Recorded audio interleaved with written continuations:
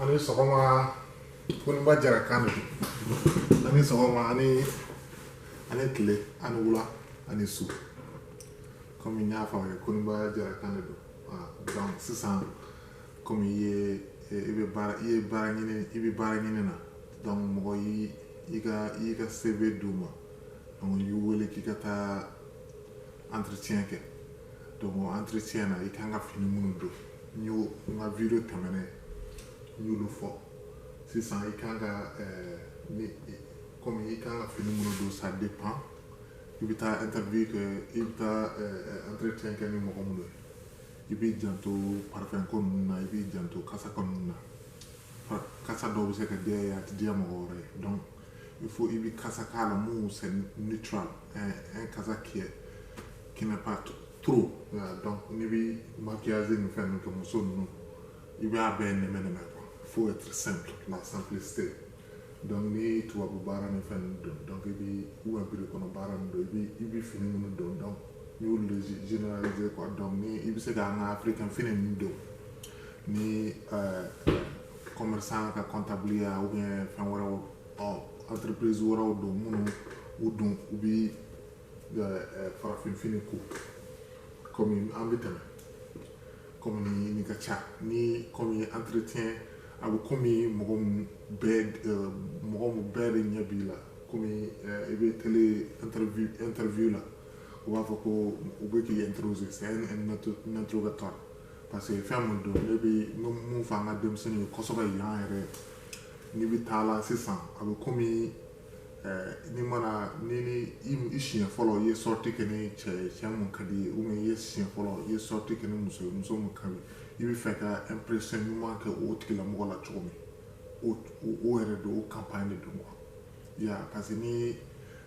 y'a ye compagnie y'i wele ka na entretien kɛ u ye fɛn y'i ka CV la ou bien u ye fɛn y'i ka ko la mun ka d'u ye donc tu es en route de rentrer dans leur entreprise donc il bɛ sira la ka don u ka entreprise la quoi bon yanni i ka taa a sala tante yanni an ka se yɔrɔ la comme i ko an ye don fini ninnu fɛn kɛ i ye recherche dɔɔni kɛ compagnie kan ya kana ɲinɛ recherche kɔ parce que u bɛ n'i ɲininka o la e bɛ mun dɔn an ka compagnie na mun na e bɛna baara ɲini yan donc comme n y'o expliquer video tɛmɛnen na n bɛna n da maga o la dɔɔni donc n'i bɛ taa la ka ni sigi k'a kɛ comme ni cɛ cogoya ya donc il faut être prêt i y'i ka préparation kɛ i ye répétition ninnu bɛɛ kɛ i kan ka mun fɔ ya donc i kan ka mun fɔ n'u mana question ninnu poser n bɛna i entraîner o la dɔɔni parce que a question dɔw ye piège ye comme n y'a n da magara a dɔɔni nin na n bɛna fɛsɛfɛsɛ ou bien ka a détail un petit détail donc i bɛ livre ou bien roman dɔw ta ka taa n'a ye kana i ka téléphone kana sɔn ka taa ni téléphone ye k'i ka kuma fɔ quoi bon baarakɛyɔrɔ caman bɛ yen n'i bɛ salle attente kɔnɔ i b'a sɔrɔ u b'i ka kuma lamɛn i bɛ mɔgɔ sugu min ye quoi e bɛ se ka kɛ téléphone na i bɛ se ka mɔgɔ dɔw kɔrɔfɔ ou bien i bɛ se ka kuma dɔw fɔ o tɛ bɛn o ma donc e ka entretien yɛrɛ tiɲɛ na yanni i ka don entretien kɛyɔrɔ la donc téléphone bila donc i hakili bɛɛ b'olu de kan non ni livre ni fɛn min b'i bolo u b'a fɔ nin ye mɔgɔ ye kalan ka d'a ye donc a bɛ fɛ ka dɔnniya fara a ka dɔnniya kan tuma bɛɛ donc i ka fɛn i ma a tigi ni mana nin sigilen ye sisan téléphone b'a tulo la a bɛ ka a ka CV fɛn kɛ donc i bɛ se ka taa n'i ka CV copie i bɛ taa tuma dɔ la mɔgɔ min b'i ka CV minɛ o tigi tɛna i ka entretien kɛ donc il faut i b'i ka CV copie kɛ multiplier dɔɔni hali n'a kɛra 3 ɲɔgɔn na o bɛ k'i bolo donc ni roman ni livre t'i bolo i bɛ se k'i ka CV kalan donc u bɛ n'i ɲininka i ka CV de la olu yɛrɛ n'i ka CV b'u bolo sisan u b'a dɔn mun bɛ CV la donc u bɛ fɛ k'a mɛn e yɛrɛ de da ya k'a fɔ ni expérience b'i la ni expérience b'i la donc kana ɲinɛ i ka CV kɔ quoi ya comme n y'a fɔ cogo min i ka résumé n y'a fɔ i ka recherche kɛ fɛn kan an bɛ tɛmɛ quoi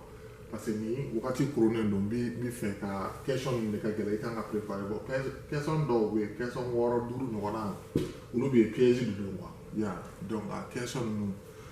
piège de don n'i ma se a jaabi cogo la sisan ya donc a bɛ komi i ma préparation kɛ ka ɲɛ a bɛ komi ne ka baara bɛnnen don olu ma ne b'a dɔn u bɛ fɛ ka jaabi sugu mun a caman bɛ jaabi mun ɲini na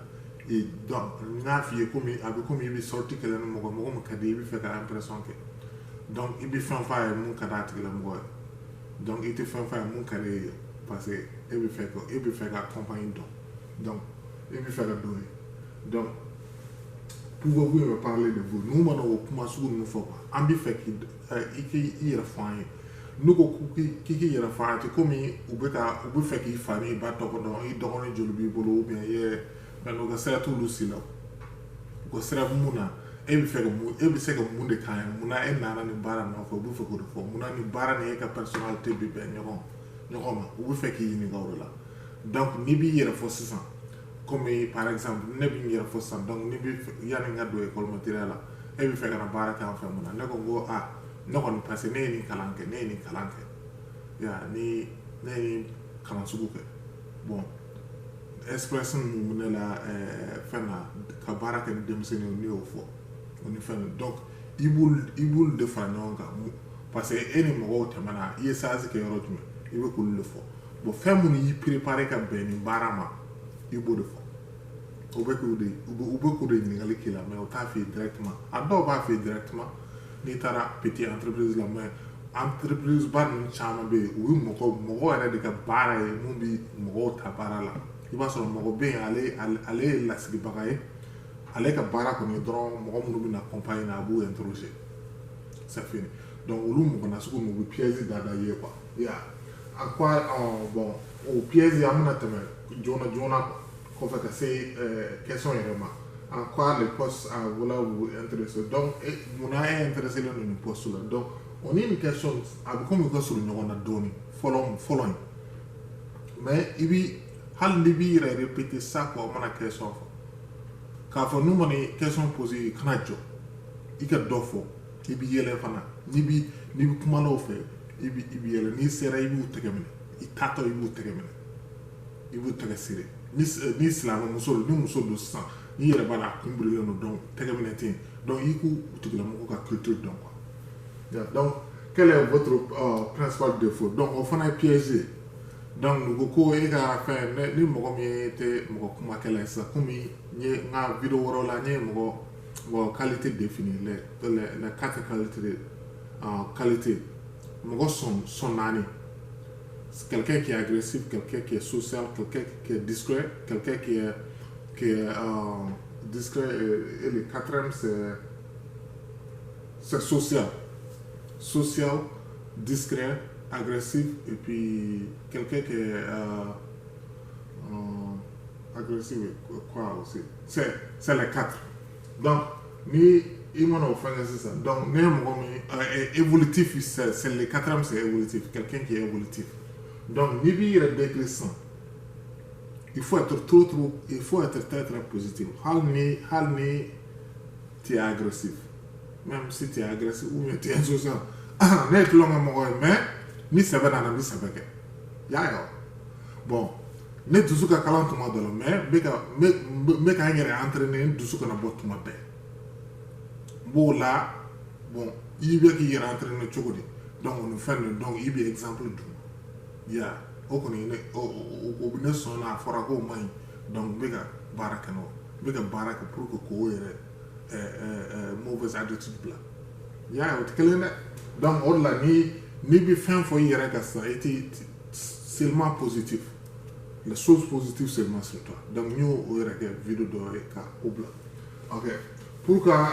devrais-je choisir plutôt qu'un autre candidat donc lu yere be gi ni ko la munna u be tagata mo ko raka oni question folo be kele donc ibi ka kalan fo kalan mu yi préparer ke be ou bien certificat tara école technique muna i fait bon i calcule mun de la ni bi ta fele kala la ça ni bi faire que comptable ça et formation du monde soro pour qui préparer que comptable donc i bulu be de fo i tamana sera mon fait et fana ibu au fort katama mo chama fana comptable i ba so lu fana nana mo mumbe ni différence du mumbe et no luche ya donc ibu ro foko ye mo sugu mu ibi qualité fa mu kala bu fega mu me ya donc ni ita fana ibu ro kede parce que ni mo ke obi bla obi mo ko reta ba fe gelon ti ko donc a bɛ se ka kɛ comptable ka ca i bɛ se ka ne ye comptable mun ye n bɛ fɛ ka kalan kɛ toujours comptable wari compta de ka di ne ye donc n bɛ kow ɲɛɲini tuma bɛɛ bon parce que ne ye mɔgɔ min ye n ye élèveden de bon bɛɛ ye an bɛɛ ye kalankɛla de dans le monde parce que ko u b'a fɔ fɔli de fɛn na ko n'i ye kalan dabila don o don de y'i sa dɔ ye donc mɔgɔ i bɛ kalan tuma bɛɛ continuellement donc i bɛ se ka différence mun bɛ i bɛ se ka fɔ énergie b'i la fana ni wari compte tɛ i bɛ se ka baara wɛrɛ kɛ kɛrɛfɛ donc o de la il faut toujours avoir plus d'un métier donc i bɛ se ka fɔ ne bɛ se ka nin kɛ yɛrɛ n bɛ se ka yɔrɔ organiser ni mɔgɔ tɛ yen ni fɛn n bɛ se ka yɔrɔ ninnu fura i b'a fɔ tu es énergétique o fɛn i bɛ se k'olu fara i ka fɛn kan quoi diplôme bɛ se ka kɛ bɛɛ bolo mɛ o t'a ye k'i ye baarakɛla ɲuman ye alors an bɛ tɛmɛ donc comment expliquez-vous votre longue période sans emploi donc i ka chômage wagati la e ye mun de kɛ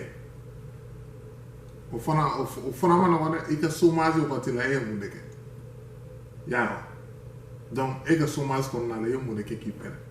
donc i ka chômage i tɛ se k'a fɔ i ye terme ninnu kɛ o ubiyɛn fɛn donc i bi baara sugu mun ɲini na hali n'i bɛ taa stage kɛ gratuitement i b'o kɛ i bɛ se k'a fɔ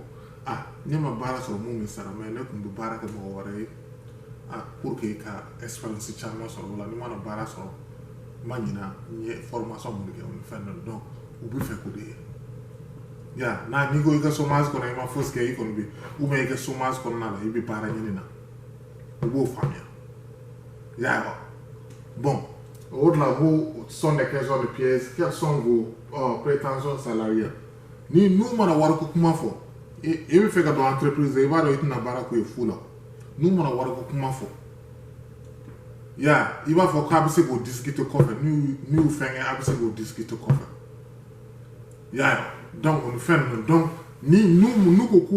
u sɔnni u y'i ta donc wariko kuma bɛ se ka fɔ donc mɔgɔ minnu e bɛ fɛ ka mɔgɔ minnu dɔn i ni wariko kuma